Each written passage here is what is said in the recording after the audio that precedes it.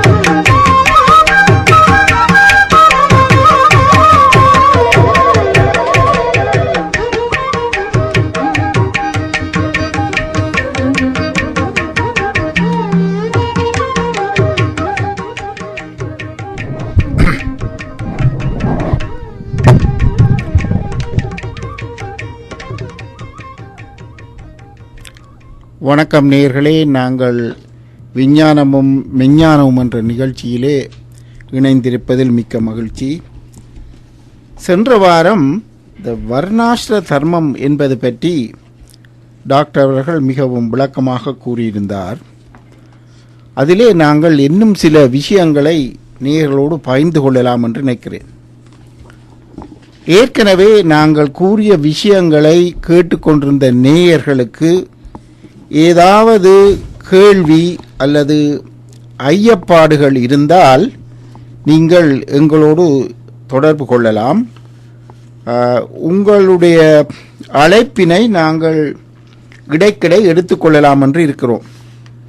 குறிப்பாக டாக்டர் அவர்கள் விளக்கம் தருகின்ற போது கூடியவரை நாங்கள் உங்களுடைய தொலைபேசியை எடுக்க முடியாத நிலைமை இருக்கும். அவர் கூறி முடிகின்ற வேளையிலே நீங்கள் வரக்கூடியமா இருந்தால் அது மிகவும் பயன்படக்கூடியதாக இருக்கும். எனவே நீங்கள் மீண்டும் ஞாபகப்படுத்த விரும்புகிறேன். நீங்கள் அழைக்க வேண்டிய தொலைபேசி எண்கள் 4162672100, 4162673999. ஏற்கனவே நேயர்களுக்கு பரிச்சயமான இந்த தொலைபேசி எண்களோடு நீங்கள் தொடர்பு கொள்ளலாம். இங்கே வழக்கம் போல டாக்டர் வந்திருக்கார். வணக்கம் டாக்டர் அவர்களே. வணக்கம் ஆசிரியர் சிவனேசர் அவர்களே. வணக்கம் கீதவாணி நேயர்களே. உங்களை மீண்டும் விஞ்ஞானமும் மெஞ்ஞானமும் என்ற நிகழ்ச்சியினூடாக சந்திப்பதில் மகிழ்ச்சி அடைகின்றேன். சென்ற வாரத்திலே நாங்கள் வர்ணாசிரம தர்மம் பற்றி எடுத்து அதனுடைய பேசிக்ஸ் அல்லது ஃபண்டமெண்டல்ஸை பற்றி பார்த்திருந்தோம். அதிலே முடிவாக சில விடயங்களை சொல்ல வேண்டி இருக்கின்றது. அத்தோடு மேலதிகமான நமக்கு சில முக்கியமான நாட்கள், சமய நிகழ்வுகள் இருக்கின்றன. அதை ஆசிரியர் அவர்கள் நினைவுபடுத்தி விட்டு அப்பால் நாங்கள் தொடருவோம். உண்மையிலேயே உங்களுக்கு தெரியும், கார்த்திகை மார்கழி மாதங்கள் என்றால் எங்களுடைய சமய கிரியைகள், பல்வேறு விதமான முக்கிய தினங்கள் அடிக்கடி வந்து கொண்டிருப்பது எல்லோருக்கும் தெரியும். எனவே உங்களுக்கு தெரியும், நேற்று கார்த்திகை விளக்கீடு எல்லோரும் வீட்டிலே செய்திருப்பார்கள் என்று நாங்கள் நினைக்கிறோம். ஆனால் பெரும்பாலான கோவில்களில் இவை மிகவும் சர்வபூர்வமாக நன்று அவர்கள் இதை கைக்கொண்டு வருகிறார்கள். நாங்கள் புலம்பெயர்ந்த நாட்டிலே இந்த மாதிரியான சிறு சிறு விஷயங்களினால் எங்களுடைய சமய கிரியைகளையும் எங்களுடைய வழிபாட்டு முறைகளையும் மறந்து கொண்டு போகின்ற ஒரு நிலைமை காணப்படுகிறது. இதிலே இலகுவாக நடைமுறைப்படுத்தக்கூடிய விடயம் என்று கேட்டால் இங்கு பொதுவாக ஒரு வளமை இருக்கின்றது. அந்த கிறிஸ்துமஸ் லைட்ஸ் அந்த லைட்ஸ் தொடங்குவதை நாங்கள் கார்த்திகை தீபத்துடன் தொடங்கலாம், தீபாவளியுடன் தொடங்கலாம், அதுவும் ஒரு தீபத்துக்குரிய வழக்கம், அல்லது கார்த்திகை தீபத்துடன் தொடங்கலாம். அப்ப அதை விட்டு போக வேண்டும் என்றில்லை, அதை ஞாபகமாக தீபாவளி நாளிலே நாங்கள் அந்த விளக்குகளை தொடங்கலாம், அல்லது கார்த்திகை விளக்கீடு அல்லது கார்த்திகை தீபம் நாளன்று அந்த விளக்கு ஏற்றுதலை தொடங்கினால் எமது பாரம்பரியத்துடன் புலம்பெயர் நாட்டில் இருக்கிற பண்பாட்டு சூழ்நிலையும் ஒத்திசைந்து போகக்கூடியதாக இருக்கும். பெரும்பாலான வீடுகளில் எனக்கு தெரியும் எல்லோரும் வண்ண விளக்குகளால் அலங்கரித்திருப்பார்கள் வீடு முழுவதும். நாங்கள் புலம்பெயர் நாட்டிலே மற்றவர்களோடு சளைத்தவர்கள் அல்ல என்பதை காட்டுவதற்கும் அது ஒரு நல்ல அறிகுறியாக இருக்கும். அதே நேரத்தில் எங்களை சமய ஆசாரங்களை பின்பற்றுகிறவர்களாகவும் இருக்கலாம். அது குழந்தைகளுக்கும் நல்ல ஒரு ஞாபக சக்தியாக அந்த நேரத்திலே நீங்கள் அந்த விளக்கினை தீபாவளியோடு ஆரம்பித்தால் மிகவும் நலமாயிருக்கும் என்று நினைக்கிறேன். தீபாவளியோட ஆரம்பித்தால் நல்லா இருக்கும். எல்லோரும் அடிக்கடி நான் கவனித்தேன், சில சைவர்கள் அதை கடைபிடிக்கிறார்கள் ஏற்கனவே, அதை நாங்கள் வரவேற்கிறோம். அடுத்ததாக இன்றைக்கு உங்களுக்கு தெரியும் பிள்ளையார் பெருங்கதை ஆரம்பமாகிறது. 21 நாட்களுக்கு பிள்ளையார் பெருங்கதை, அது பெரிய தாற்பயங்களில் நாங்கள் விளக்குவதற்கு டாக்டர் தயாராக இருக்கிறார். அடுத்தது நாளைக்கு கார்த்திகை சோமவாரம். இப்போ அடுத்தடுத்து எங்களுடைய இந்த தினங்கள் முக்கிய தினங்கள் வருவதை நீங்கள் கவனித்துக் கொள்ளலாம். எனவே இவற்றை பற்றி நாங்கள் சிறு விஷயங்களை எடுத்து கூறுவோம். ஆனால் முக்கியமாக இன்றைக்கு வர்ணாசிர தர்மத்தில் இருக்கின்ற சில விஷயங்களை கூறிவிட்டு பிறகு இந்த விஷயங்களை பற்றி பேசலாம். உங்களுக்கு ஏதாவது இடையில விளக்கம் தேவையாயிருந்தால் வர்ணாசிர தர்மம் பற்றி நீங்கள் எங்களோடு தொடர்பு கொள்ளலாம். தொடர்ந்து நீங்கள் டாக்டர் அதை வர்ணாசிரமத்தை நாங்கள் விட்டு போன இன்றைக்கு நான் நினைக்கிறேன் எங்களுடைய ஆகம விதிகள் அவற்றிலே இருக்கின்ற சில ஐயப்பாடுகளை நாங்கள் பார்க்கலாம். அடுத்ததாக எங்களுடைய ஐயப்பனுடைய மண்டல பூசை மாணவமாகி ஐயப்ப பக்தர்கள் இப்பொழுது மாலை போட்டு ஒரு மண்டலமாக விரதம் இருந்து அனுஷ்டிக்கின்ற காலம் அதிகம் செவ்வாய்க்கிழமை ஆரம்பமாகி அது நடைபெற்றுக் கொண்டிருக்கின்றது. ஐயப்ப வழிபாட்டினுடைய தத்துவங்கள் பற்றி முன்னர் கூறியிருந்தோம். இந்த விடயங்களிலே உங்களுடைய சந்தேகங்கள் இருந்தால் எங்களுடைய வர்ணாசிரம பகுதி விளக்கம் முடிவடைந்தது. நீங்கள் நேயர்கள் இணைப்பில் இணைந்து கொள்ளலாம். வர்ணாசிரம தர்மத்திலே நாங்கள் சென்ற முறை பார்த்து நாங்கள் சொன்னோம், அந்த எங்களுடைய வர்ணாசிரம தர்மத்திலே ஒன்று வர்ணாசிரம தர்மம் என்பது இஸ் எ யூனிவர்சல் தர்ம, உலகம் பொதுமைக்கும் உள்ள தர்ம. எந்த ஒரு சமூகத்தை எடுத்துக்கொண்டாலும் அங்கே 4 விதமான பகுப்புகள் இருக்கின்றன. ஒன்று ruling and military class, Kshatriyas. இரண்டாவது intellectual and spiritually incline class, Brahmanas. மூன்றாவது business trade and production class, that is Vaishyas. நான்காவது ஒர்க்கிங் கிளாஸ், சூத்ராஸ். இந்த 4 வகையான பகுப்புகள் எந்த சமுதாயத்துக்கும், அமெரிக்காவாக இருந்தால் என்ன, கனடாவாக இருந்தால் என்ன, ஆஸ்திரேலியாவாக இருந்தால் என்ன, இங்கிலாண்டாக இருந்தால் என்ன, இந்தியாவாக இருந்தால் என்ன, எந்த ஒரு சமூகத்திலும் இந்த 4 வகையான பகுப்புகளும் இருக்கின்றன. அதை நீங்கள் பெயரிட்டு அழைக்கலாம், பெயரிடாமல் அழைக்கலாம், இருக்கின்றன. இந்த 4 வகையான பகுப்புகளும் ஒரு சமூகம் இயங்குவதற்கு தேவை. இது 4 சக்கரங்கள் கூட்டிய ஒரு வண்டி போன்றது. இதிலே ஒரு சக்கரம் சரியாக ஓடாவிட்டாலும் சுற்றாவிட்டாலும் இந்த வண்டி ஓடாது. இதிலே இது பெரிது அது சிறிது என்பதல்ல, 4 முக்கியமானது.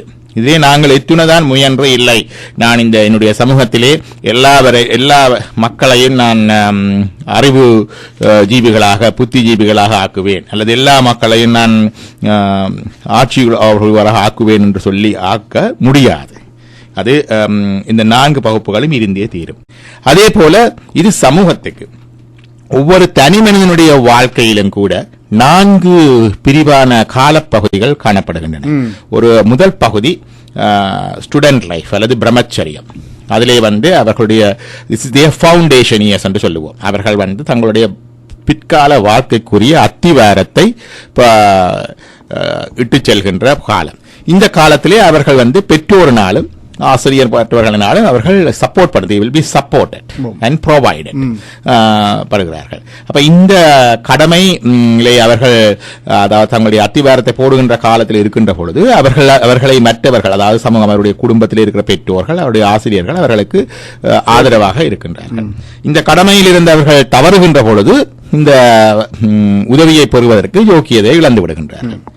அது வர்ணாசிரமத்திலே. அடுத்ததாக இல்லறம் அதாவது மெரிட் லைஃப் கிரகஸ்தனாக இருந்து வாழ்கின்ற வாழ்க்கையை பற்றி பார்த்தோம். அடுத்ததாக ரிட்டையர்ட் லைஃப் அதாவது தன்னுடைய எப்பொழுதும் பிள்ளைகளையே பார்த்து குடும்பத்தையே பார்த்து கொண்டிருக்க முடியாது, அதிலிருந்தும் ஒரு அளவு ஓய்வு பெற்று தன்னுடைய நலன்கள் தன்னுடைய ஆத்மீக நலன் தன்னுடைய உடல் நலனை பார்க்கின்ற காலம். அடுத்ததாக சந்நியாசம் தன்னுடைய ஆத்மீக நலனை பார்க்கின்ற காலம் என்று சொல்லி 4 விதமான பகுப்புகளாக பிரித்திருக்கின்றன. இந்த 4 விதமான பகுப்புகளுக்குத்தான் எங்களுடைய வாழ்க்கை காலம் அடங்கி விடுகின்றது. இந்த 4 ஏதாவது 1, 2, 3 தான் அடங்கும். இதை விட வேறு ஒன்றை சொல்ல முடியாது. இது வர்ணாசிரம தர்மத்தினுடைய அடிப்படையாக பார்த்தோம். அடுத்ததாக வைதீக தர்மம் என்று பார்த்தோம். இந்த வர்ணாசிரம தர்மத்திலே ஒவ்வொருவருடைய கடமைகள் அவர்களுடைய obligations and duties and obligations அதே. இந்த வைதிக தர்மத்திலே அது தர்மாசிரம தர்மத்திலே ஒவ்வொன்றும் தன்னை மையப்படுத்திய அந்த கடமைகளும் இதுவும் இருக்கும். ஒரு அரசன் எப்படி வரி இருக்க வேண்டும், எப்படி நாட்டை பாதுகாக்க வேண்டும், எப்படி பொருள் ஈட்ட வேண்டும் என்று இருக்கும். ஒரு அறிவு நூலை கற்கின்றவர்கள் அல்லது அறிவு கூட்டத்தைச் சேர்ந்தவர்கள் இன்டெலெக்சுவல்ஸ் எப்படி அந்த அறிவை பாதுகாத்து வைக்க வேண்டும், பேண வேண்டும், கற்பிக்க வேண்டும், கற்க வேண்டும் என்ற முறைகள் இருக்கும். வியாபாரம் செய்பவர்கள் எப்படியான விதங்களிலே பொருள் ஈட்டலாம் என்ற விதங்கள் இருக்கும். ஆனால் இந்த வைதிக தர்மத்துக்கு வருகின்ற பொழுது அது ஒருபடி மேலாக தன்னை மையப்படுத்துவதை கொண்டு அதற்கு மேலாக மற்றவர்களை மையப்படுத்தியதாக தர்மத்தை கொண்டு வருகின்றது. ஒரு அரசன் தனிய வரி இருப்பது, நாட்டை பாதுகாப்பது, யுத்தம் செய்வது மட்டுமல்ல, நாட்டிலே செய்ய வேண்டிய தர்மங்கள் சேவைகள் இருக்கின்றன. சோலைகள் அமைக்க வேண்டும், குளங்கள் வெட்ட வேண்டும், நீர்ப்பாசன வசதிகள் செய்து கொடுக்க வேண்டும், ஆதுலர் சாலை நோயாளிகளுக்குரிய வைத்தியசாலைகள் அமைக்க வேண்டும். இப்படிப்பட்ட தர்மங்களை விளக்குவது வைதிக தர்மம். அதே மாதிரியாக இந்த இன்டெலெக்சுவல் கிளாஸ் அவர்கள் தனியே இந்த அறிவு புத்தி நூல்கள் அல்லது ஆத்மீக விடயங்களின் கஸ்டடியன்ஸ் அல்லது பாதுகாவலர்கள் மட்டும் இல்லாமல் அது எவ்வாறு மற்றவர்களுக்கு பரப்ப வேண்டும், பிரச்சாரம் செய்ய வேண்டும், மற்றவர்களுக்கு பயனுள்ளதாக ஆக்க வேண்டும், அறிவுரை கூற வேண்டும் என்ற பகுதியிலே அந்த தர்மம் வருகின்றது.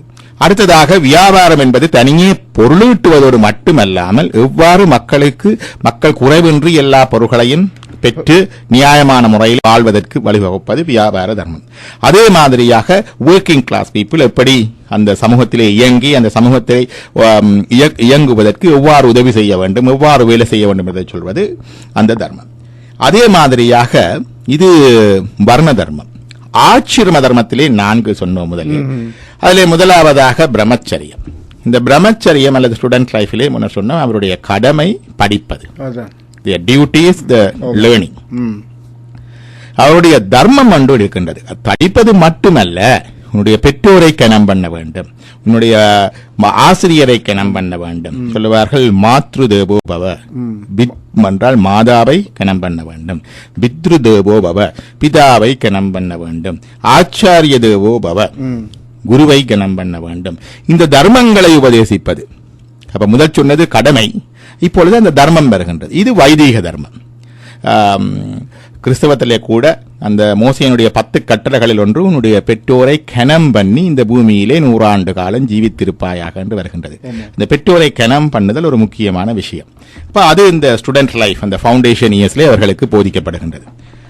அடுத்ததாக இல்லற தர்மத்திலே உன்னுடைய குடும்பத்தை அல்லது பிள்ளைகளை மட்டும் பார்ப்பது மட்டுமல்லாது ஒருவனுக்கு தன்னுடைய மனைவியை தன்னுடைய பிள்ளைகளை பாதுகாக்க வேண்டிய கடமை இருக்கின்றது.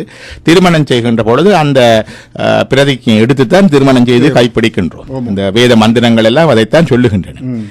ஆனால் அது மட்டுமல்லாமல் நீ உன்னுடைய குடும்பம் மட்டுமல்ல, உனக்கு பஞ்ச ஜக்ஞங்கள் 5 விதமான யாகங்கள் இருக்கின்றன என்று சொல்லி வேதங்கள் சொல்லுகின்றன. வள்ளுவர் கூட இவற்றை தென்புலத்தார், தெய்வம், விருந்து, ஒக்கல், தான் என்று